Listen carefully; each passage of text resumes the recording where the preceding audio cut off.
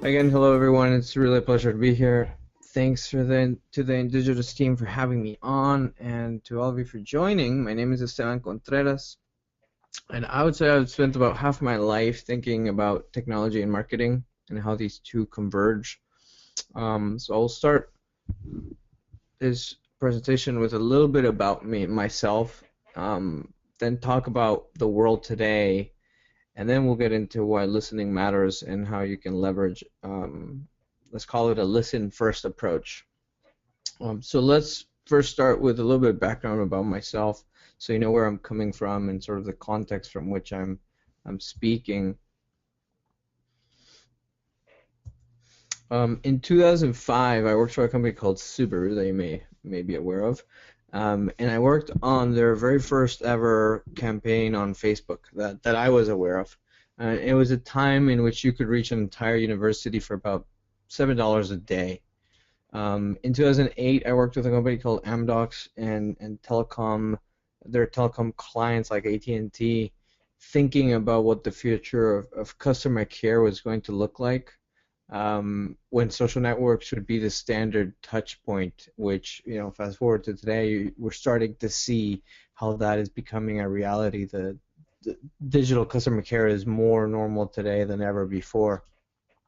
In 2009, I started a blog and podcast called Social Nerdia, and you guys are all free to check it out. But this blog led to Samsung, where I spent a lot of time figuring out how to reach, how to engage, how to convert consumers in a world in which everything was going digital, everything was becoming social, and Samsung at the time was getting ready to launch its now very successful Galaxy line. After spending that time at Samsung, I wrote a book. It's called Social State. If anybody's interested in reading it, I share a lot of thoughts about what I was thinking about and some stats around social media at the end of 2012. And then most recently, I joined Sprinkler.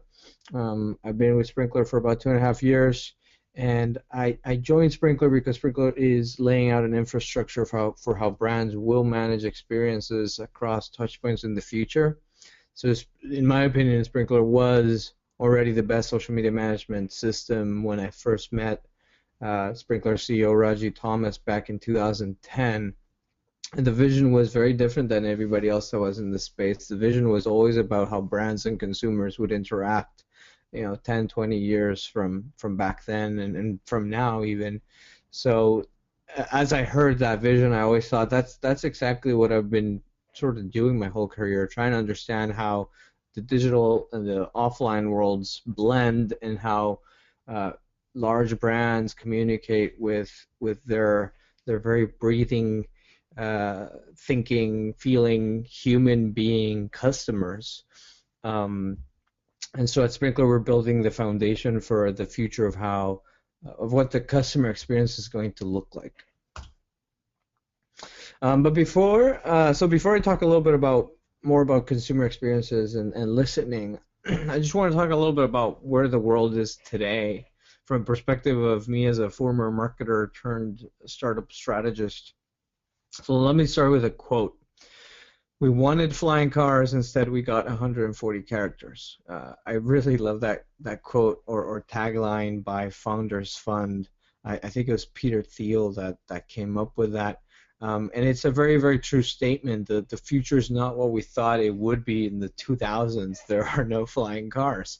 And there's a whole lot to do in things like education, financial services, poverty, um, you know, diseases, even making the internet ubiquitous. There's a lot that technology startups and large companies could and should be working on.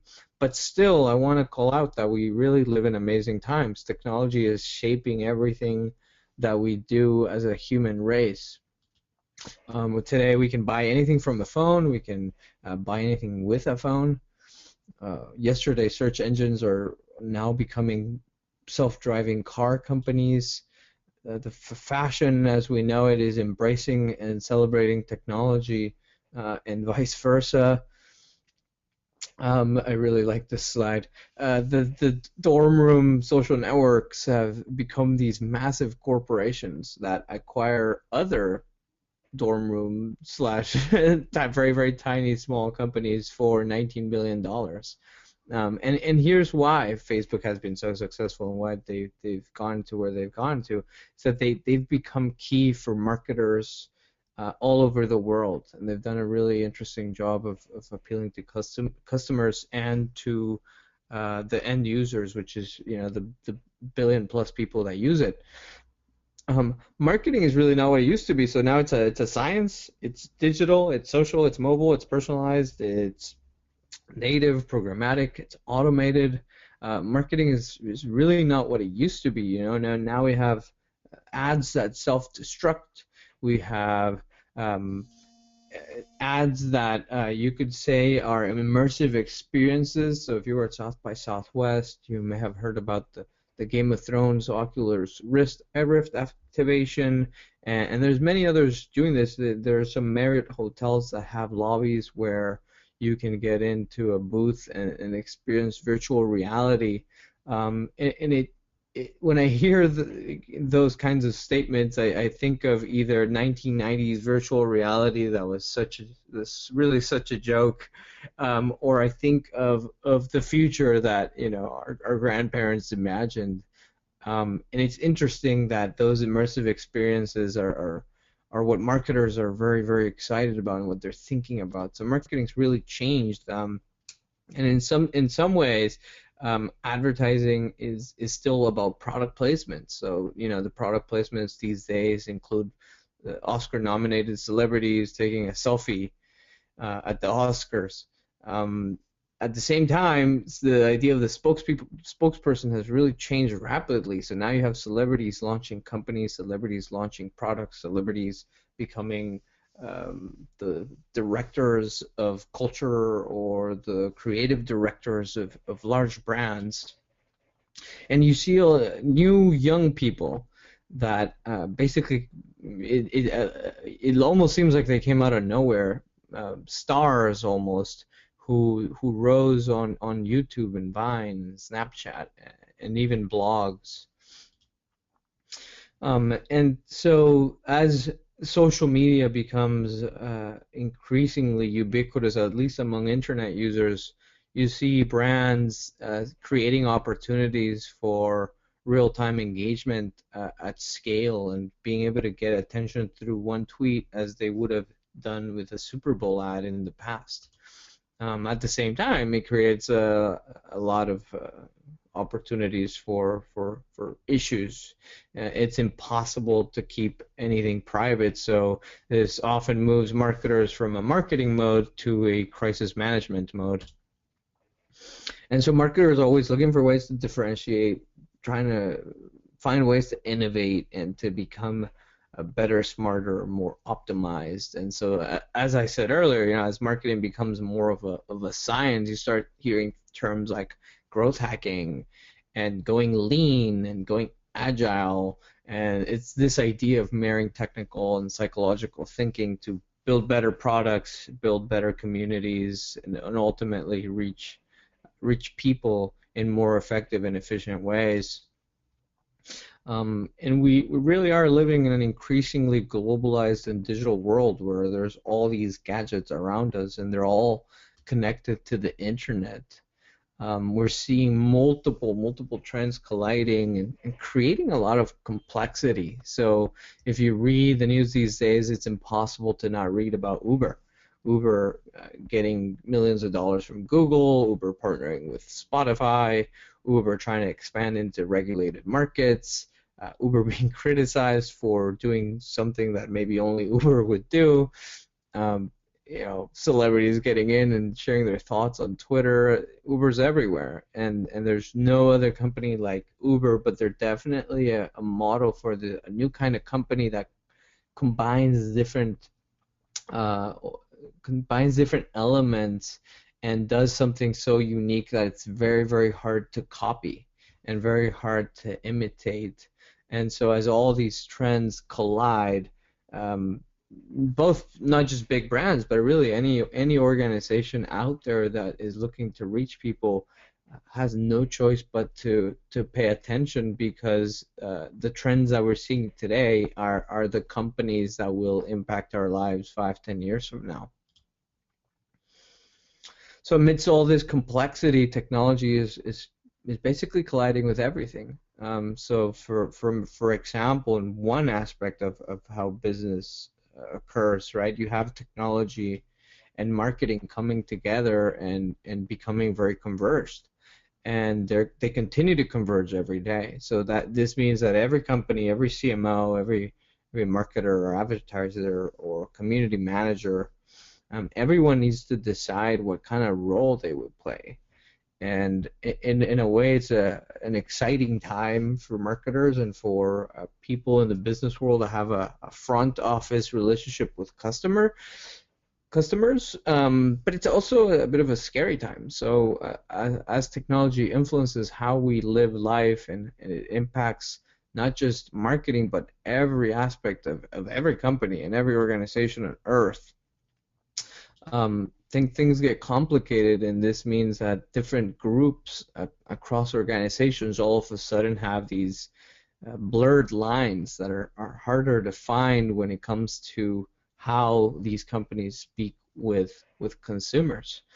And it also blurs the lines internally, where there's people that, maybe they're in charge of the customer experience and they're going across different groups, or maybe they're in charge of people potential or culture, and they go across different groups. And a lot of this has to do with what it basically really comes down to mobile phones and the internet being at the core of this global technological shift that we've been experiencing for the past 2 decades. There are almost as many mobile subscriptions as there are human beings on Earth. It's still really hard for my mind to understand that statistic. And yet, at least about 38-40% of humans can connect to the web. So from some people's perspective, we're far from ubiquitous, and there's a lot to work on. From others' perspectives, it's a scary time in which we can imagine a world in which everyone will be connected, and what will that mean? And certainly, people from different backgrounds and thinking about it in different contexts may consider the different implications that that would have. But just thinking a little bit about social media and the landscape, we're seeing more and more people joining more and more social networks and becoming active on them. So earlier when you did the poll, you shared about, I think it had 4 or 5 social networks, and Facebook and Twitter came at the top of the poll results. But really, those are just the biggest and most mainstream apps and social media that are out there. There's a huge long tail of applications and services that have over 10 million, and as you see in this slide, there's multiple that already have over 100 million active users. So with all that information and content out there, being freely shared and freely shared publicly, there's many ways of thinking of that, but I think that if you are a brand or if you're a company and people are saying something about you, about your products, about your services, about your people, about your culture, it's a huge missed opportunity not to pay attention. It's a huge missed opportunity not to listen to what people are saying, especially if it's about you and your brand, right? So 20 years ago, companies would have loved to just been given the opportunity to listen to what people are saying all over the world in real time, and to have, cool charts and graphs that tell them how people feel about them and how that changes over time. And today this is very much a reality that I would guess almost every medium and large company on earth is doing this in one way or another. In different groups, and usually across multiple groups in large organizations.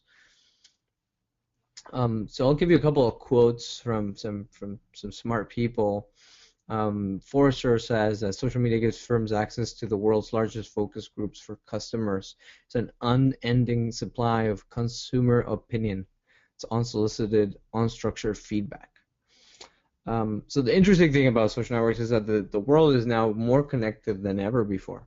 And ultimately, social media is about communicating about what we as human beings care about, often with anyone out there who is willing to listen.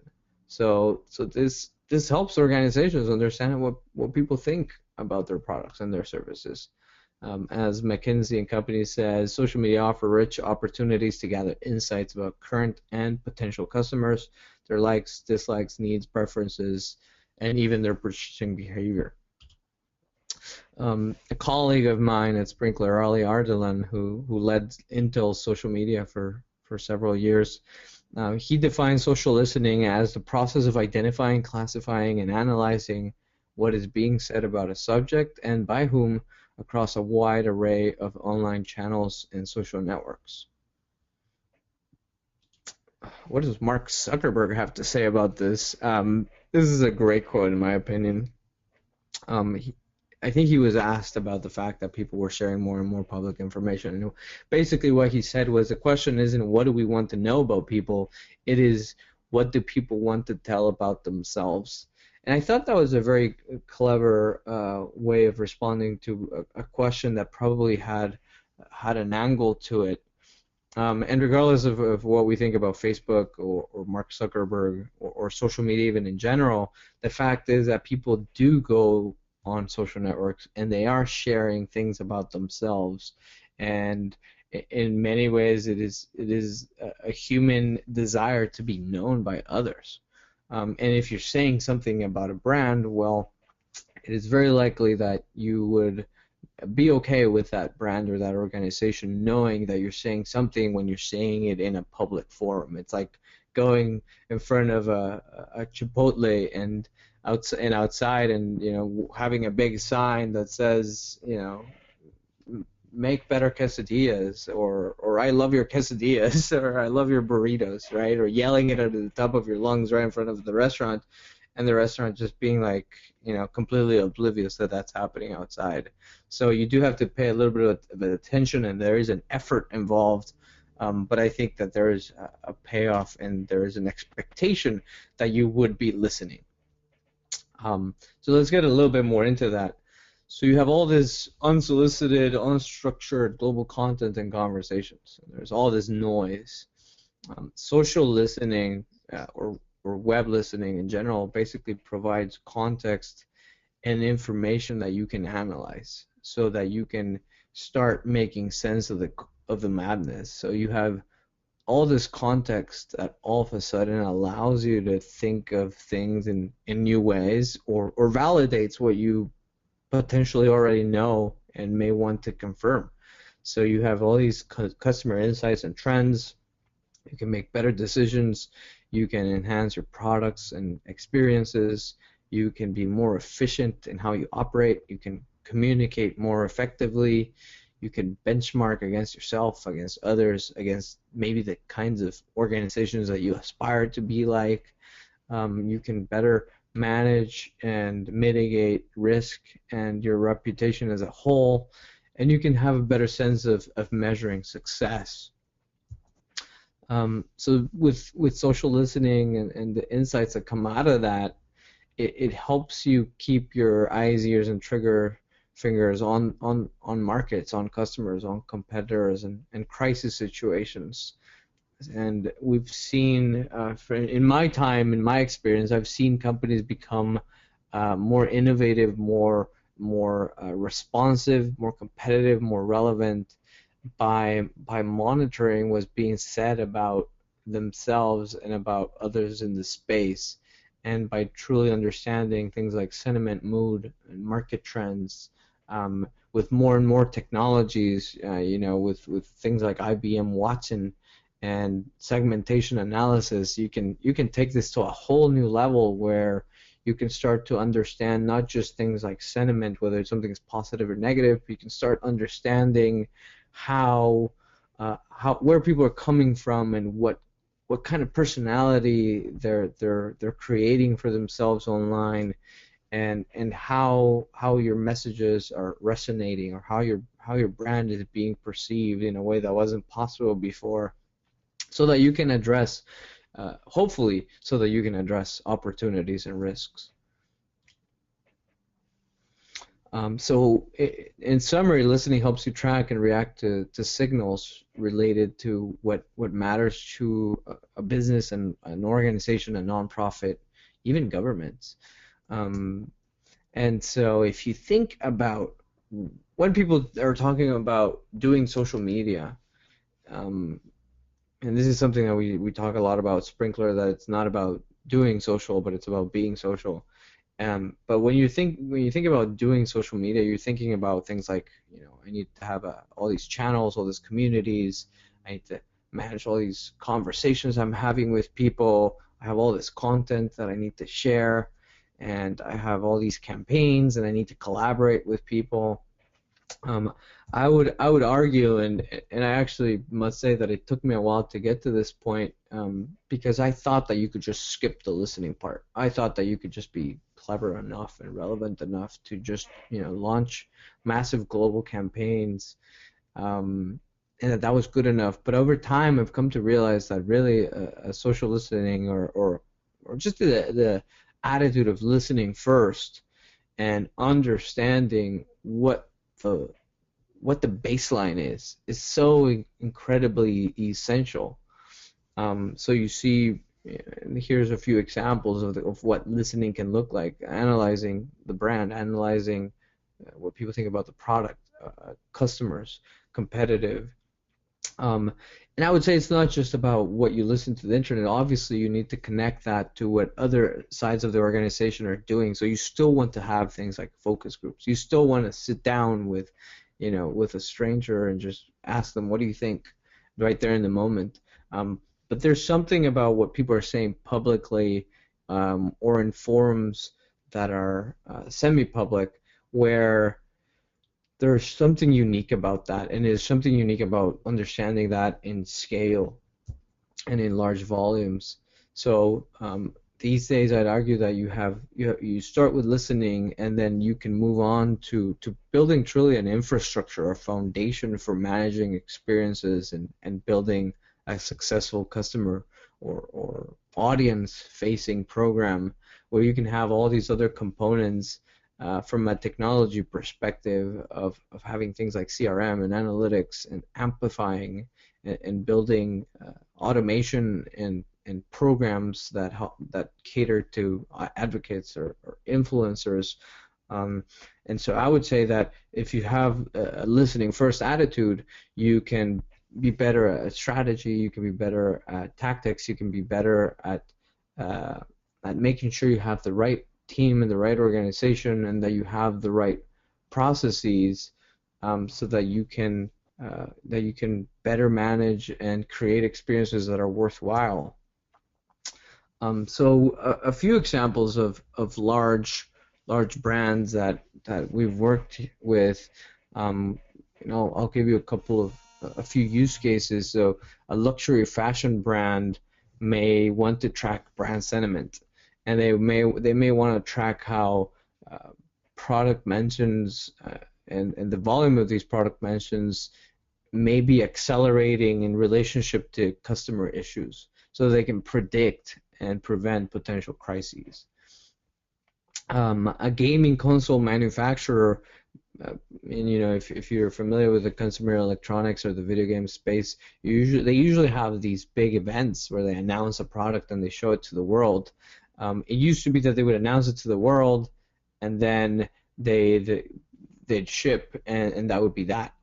These days, you can make an announcement, and between the time in which you make the announcement to the time that you ship product, you can do a lot of listening, in many ways, including web and social listening, so that you can make tweaks and enhancements. And that's, to me, a huge opportunity that pretty much everybody in a space in which they have the opportunity to share about what's coming, and then they can make an update. It really gets the big fans of a brand excited when they see that you're paying attention to what they're thinking as a collective group. Another example would be a global CPG company that monitors the consumption of food and drink in emerging markets where they're trying to move into, to better understand how people are thinking about food and drink in those places, so that they can create new products or brand extensions that fit into that specific market. And finally, a pet food brand may want to identify, track, segment, and activate personas, or some would say segments, in order to understand how different groups by psychographics are seeing pet food differently, right? So with pet food, you may have people that are um, that have different interests and passion points, and so you can segment them in different ways, and then you can hyper personalize, target them. And the word target is one that's kind of unfortunate. It's something about marketing that I still, it's not exciting to use words like targeting, but the fact is that is something that social media also allows you to do. You can listen, and then you can actually target, in the sense that you can say, you know what, I'm going to only give this to people that find this relevant. Why would I want to share content and messages with people that may not want that coming from me, right? It's in many ways a waste of dollars, and it's also a waste and an abuse to people's time, and almost intruding in their life. And I think if people use targeting appropriately, most people would be happier with the advertising they see on social networks. But ultimately, sometimes it comes down to companies just wanting to spray and pray, as many say, and trying to reach everyone at all times, instead of really getting into what motivates people to pay attention to a message. It's not only large brands that do this, right? You see political parties, political campaigns, nonprofits, organizations, small startups, pretty much any organization on earth that may want to better understand an audience, I believe, should invest in listening, and I'll get a little bit more into that. But let's look at another example. So for a product launch, which I talked about earlier, and there's a case study on Sprinkler's website if anybody wants to go read it. But for the iPhone 6 launch, and this one's particularly interesting for me because I came from Samsung, so with a launch as widely followed as an iPhone 6 launch, listening gets really interesting when you can start comparing year over year, seeing how volumes of conversation change, how tone and sentiment change, what happens before, during, and after an event that's being live streamed all over the world, with people wanting to go and buy a product soon after. There's a lot that you can pay attention to, and so here you're seeing a couple of screens from Sprinkler's Command Center, which leverages Sprinkler's listening technology to get into some of the topics that people care about. Is it the camera? Is it the display? Is it the battery? Is it innovations like Apple Pay? Or is it Apple Watch? What do people seem to care about? And if you notice the chart on the top, you can see that the big word there is iPhone 6, and that is not just there to say that all of this is about iPhone 6. iPhone 6 was the topic that people were talking about, and so that's why you see iPhone 6 in such a large area in white there. You can't fully appreciate the chart because this is an interactive chart and this is just a screenshot, but this gives you an idea of how listening can be helpful.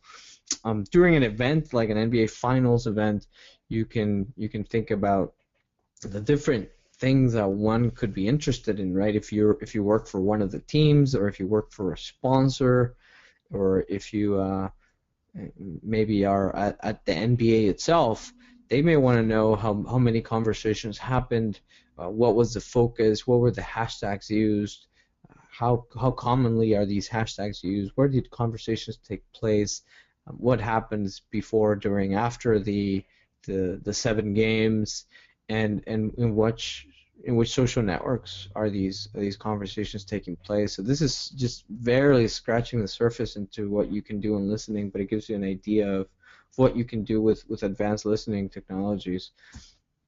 Um, so to sort of recap some of what I've been saying is you want to listen first to be always on and always ready. Um, People have been using the term always on for a while. I would say it's not only about being always on and just like, I imagine brands, and I'm not imagining, I've seen them during large events like the World Cup and the Olympics, just like ready to type and ready to say something witty. But I would say it's not just about that aspect of being always on. It's also about just being ready to understand and to hear what people have to say, not just during a live event, but at all times to really understand what the organization is doing right. Um, Listen first, and then you'll also be able to better create and curate and amplify better content. And this will help you promote and protect the brand or the organization. And ultimately, this is the big one. I would say it helps you cultivate more genuine long-term relationships with an audience, regardless of what it is that you do. If the product isn't any good, it's always going to be very hard to either listen or do anything. But if you have anything worthwhile that's worth enough for somebody to say, I'm going to have a large build a company or build a nonprofit or build an organization. If you have anything worthwhile that you are offering to people, you want people to hear about, then you want to cultivate relationships with that audience. It's not I've often heard people say that it's a cheesy statement, or how can an organization have relationships? And I would actually argue that everybody has some kind of association with the brands and organizations that they work with, and so it's up to a certain group of people to make sure that those relationships and associations are good ones, and that's a key into what social and web listening are about.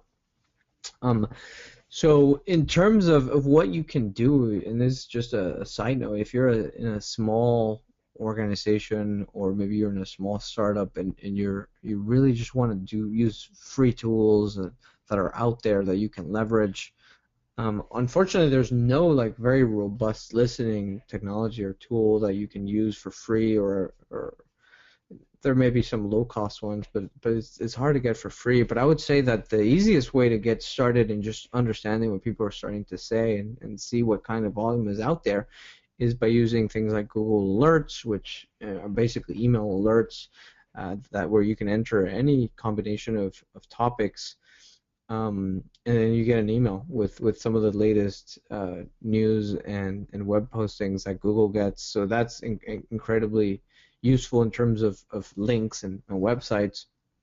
Twitter search has gone incredibly robust, and I would say that most of the social networks, if you think of Facebook, if you think of Instagram, if you think of Pinterest and Tumblr, their search engines have become incredibly powerful. I mean, I would say YouTube is the number 2 search engine on the internet, and it's because people are searching for stuff there. So there is something really valuable in leveraging these tools, and Twitter especially. They've just opened up the fire hose so that everybody can listen to or find tweets that go way back to when Twitter started. So this is something that a lot of us had been waiting for, and now it's available to everyone. It used to be just available for large brands and the people that were willing to figure it out and to partner with Twitter, but now everybody has access to that. So it's a huge resource. And then there's a few tools out there like TweetReach and Social Mention that I would encourage you guys to go check out if you're looking for a tool that's easy to use and freely or freemiumly available on the internet. Now, if you are a brand, I would say if you're a medium business or a medium-sized organization, you have a dedicated team doing marketing or doing customer care, I would really encourage you to invest in not necessarily investing in technology, but I would definitely say invest the time in understanding what you're looking for, what you need, and how this can help you. And I'd argue most of the time investing in enterprise grade innovative technology will really help you. And here's why: it can help you uncover the right topics, publish the right content, participate in the right conversations, amplify in the right places, and discover the right people to talk to. If you're looking for an organization with multiple teams, departments, and regions all over the world to connect over a plethora of social networks with millions of people, then you want to use technology that helps you for that. And so clearly I'm very biased because I work with Sprinkler, but I believe that Sprinkler is a good option that you can consider. So feel free to go to sprinkler.com and learn a little bit more about what we do and how we may be able to help. Sprinkler works only with large brands and organizations, but you can also contact me at any time, and maybe I can hear your use case and understand where you're coming from. Before I wrap up, I know we're running out of time. Just a few final tips to end here.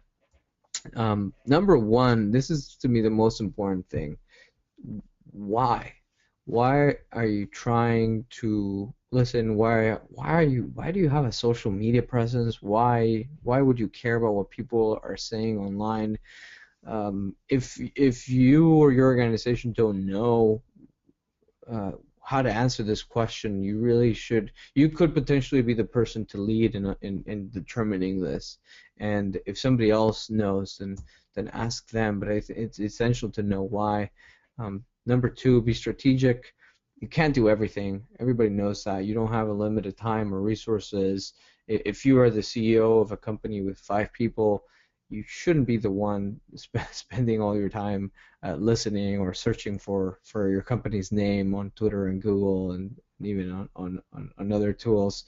But you can be strategic and prioritize and find ways to get done at least the minimum viable amount of work that may need to be done. And so you want to be accountable and specify roles and responsibilities.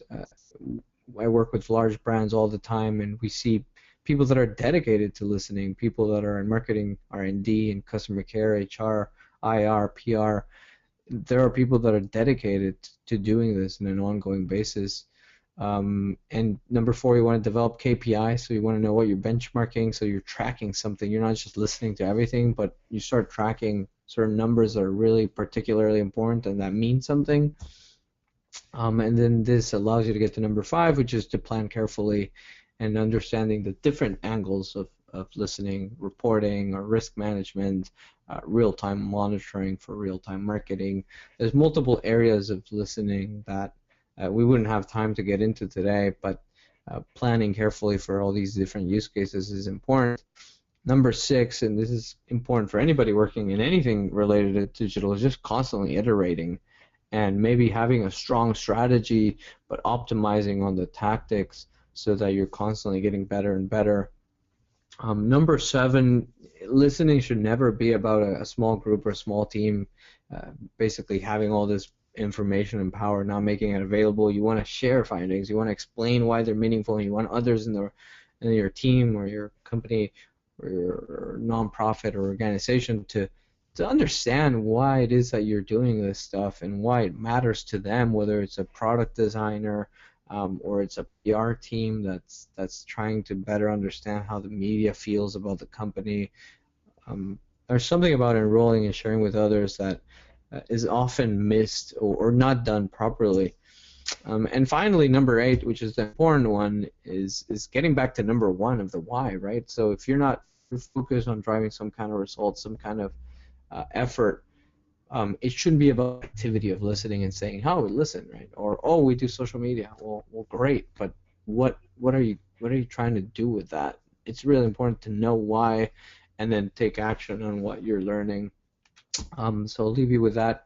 Thanks again for your time, and feel free to reach out to me on Twitter or pretty much anywhere on the internet at Social Nerdia.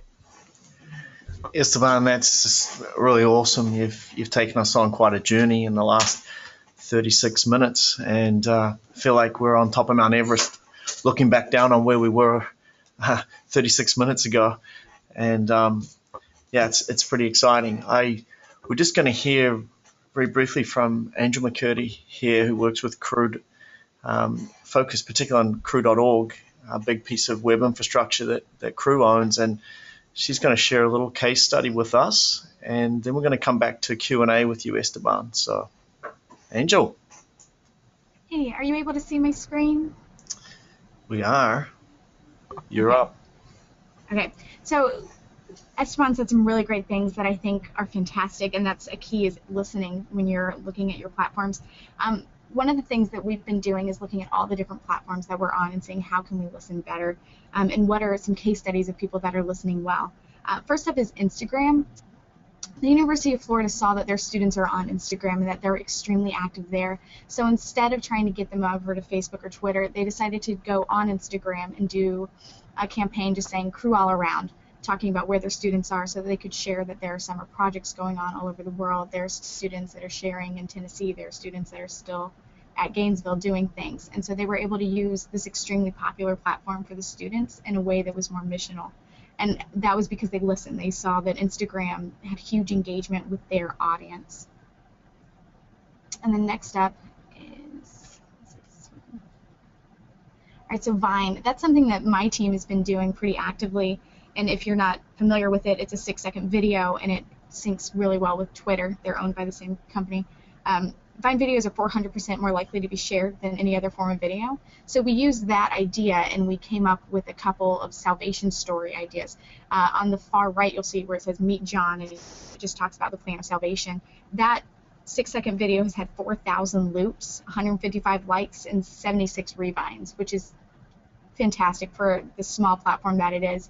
And it goes to show that there's a definite need there. People want to be able to share their story, and they want to be able to share the gospel in this platform. And so we found an interesting way with Felt to do that.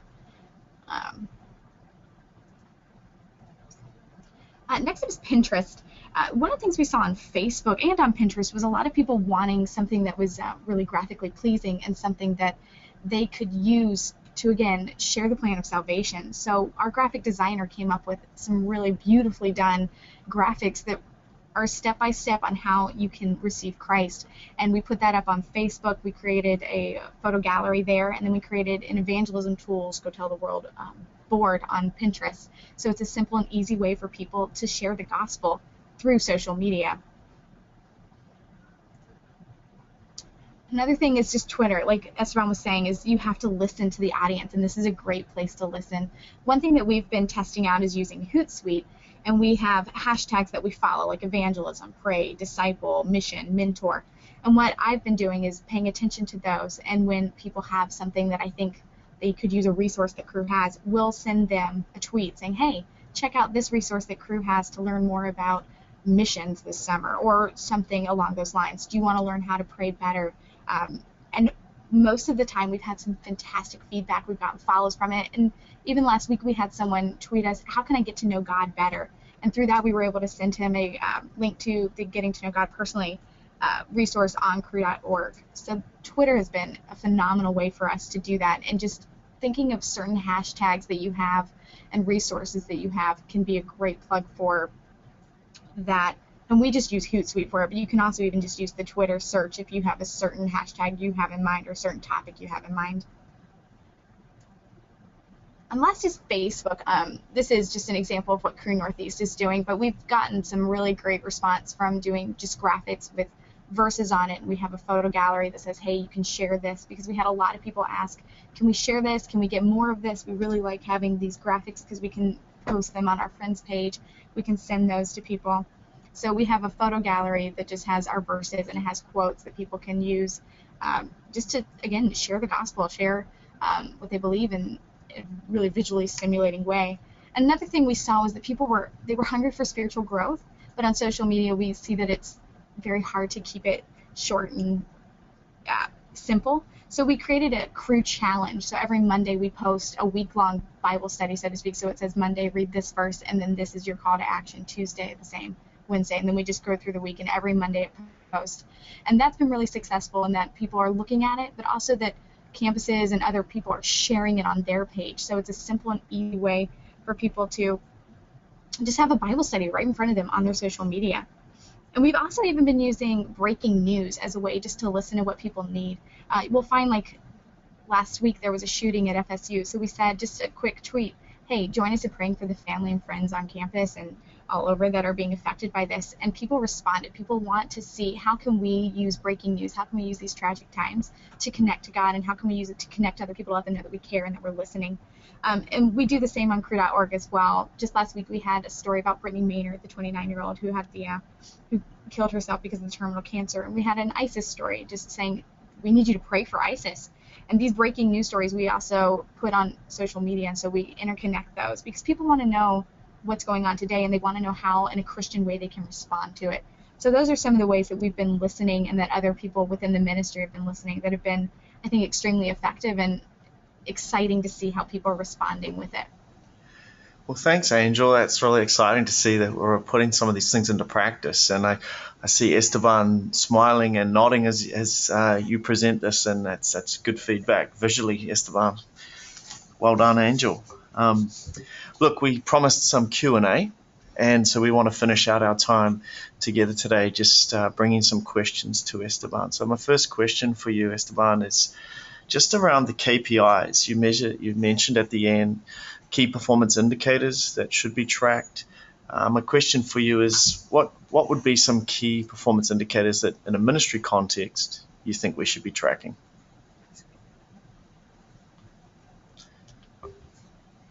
You need to share your screen. There we go. You're up, Can you hear me now? Yeah, we can hear you now, buddy. So I would say that it comes down to your objectives. So let's just make an assumption, right? If the goal of Crew is to reach more people, let's say that that's a goal, right? Then maybe the goal is, let's call it a marketing goal for ease of clarity, but let's say that the goal is awareness, right? So if the goal is awareness, and the overall objective is to reach as many people as possible, then that's where some of the KPIs are kind of obvious, right? So you want to track the volume of conversations being said about Crew over time. So that would mean that over time, how many people are talking about Crew or topics that Crew cares about in relationship to Crew. That aligns to awareness, right? If you get into other things like driving people to events, then you would want to know the conversations or topics around events. The interesting thing about listening is that depending on the tools that you have available, it can go beyond just the volume, and you can get into things like the sentiment or the tone. And where it gets tricky and where it's essential to know the true objective and not just measure for the sake of measuring, but knowing the real objective is that sometimes you can track the wrong things, to basically make you feel like you're doing better than you are. And so I'll give you an example of political parties, right? A political party may say, we have the best sentiment compared to what's being said out there. But the best sentiment may sometimes mean that there's a smaller group yelling louder. Yeah. Right. So if you may have if you have two political parties and one yells louder, and the sentiment that they're yelling at is more negative or more positive, whatever it may be, that group may think, oh, we're winning. But in reality, it's a combination of things, right? So when you think of awareness, it's a simple metric, but when you get into some of the deeper use cases and objectives that you want to have, the metrics get a little bit more complicated, and you'd have to spend some time thinking about what it is that you're trying to achieve and how people are having conversations around that. And you mentioned a big part of what was in your presentation and what we're aware of in terms of listening at a corporate level is often used in, how do we protect our brand? People complaining about products or people saying bad things about Republican Party or whatever is going on. It's kind of very reactive. And I think for us in terms of the gospel, that may position us well to hear, okay, there's some people who are angry about certain topics in the Christian realm, but how would you turn that around into rather being reactive but being proactive through what you're listening? Could you put a proactive spin on that potentially? Yeah, no, and I think a lot of, at least in the corporate side, a lot of brands that have gone really, really good at listening and they're investing in this, either their time or effort or teams. Um, Many of them started from a place of crisis or issues. So and I won't give any examples of specific brands, but in the mid to late 2000s, there were several consumer electronics companies and especially computer and phone manufacturers that had devices that had issues. And so they learned to be reactive because there was such an uproar and such a cry out from everybody saying, "Hey, these products have problems, right? This product can hurt me." Hmm. And so they became reactive. But the way you can be proactive is to be listening before it gets to that point. And that's where another metric comes into play, which is acceleration, right? So if you see the level of conversations going up, but then going faster, and you know there's a certain threshold, over time you start knowing what that threshold of risk is. And so if you see people saying crew plus something bad in a very rapid manner, you can be proactive in preparing against what may be happening or understanding the situation before it gets there. And in many cases, some have gone to the point where they're so proactive that they're able to avoid the acceleration altogether. Um, but there's always going to be some form of crisis out there, so there's only so proactive you can be. But I do think it makes a difference. We had a great question here just about IFTTT, the if this then that as a service. Um, can that be used for listening? Could you suggest any social listening recipes around? Yeah, yeah. If this and that is a cool service. Um, I think it'll be mostly for with if this and that, the issue with something like listening is that you even if you could, and I don't know, I'm not as familiar with if this and that to tell you whether you can do this, but if you said, if conversations about a certain topic got to a certain point, I think you would want an if this and that sends you an email Yeah, or that sends you a content to Dropbox or something like that. You do not want to automate to send a tweet out. Like, oh, we hear you're all worried. Like, no, do not automate those kinds of things. You want to automate the process behind the scenes and automate as much as possible. You do not want to automate what goes out into a public. yeah, that's awesome, Esteban. Well, we're almost at the end of our time here. Let me just see if we got room for one last question here. Yeah, I'll finish with this. You mentioned too just the whole. There's a bit of fear and trepidation in the minds of people in the social space, and there's a bit of pushback in there. How would you see us turning scare and fear into an opportunity, particularly in the Christian space? Yeah, I think there's multiple reasons for fear. One is just a fear of irrelevance and not wanting to basically sort of being blind to the times and saying, no, we've been doing this for a long time, we know what we're doing.